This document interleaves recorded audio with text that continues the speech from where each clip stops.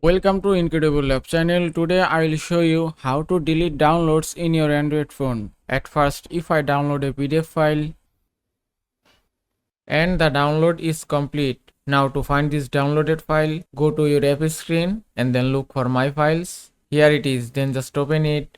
Now from here tap on Downloads and here you can see the downloaded PDF file.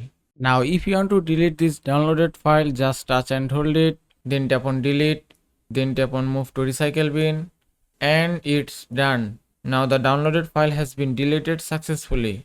Now if I download a file again and the download is complete, now open up your Chrome browser and then tap on three dots, then tap on downloads. You can also delete your downloaded file from here. If you want to delete this, just tap on three dots, then tap on delete.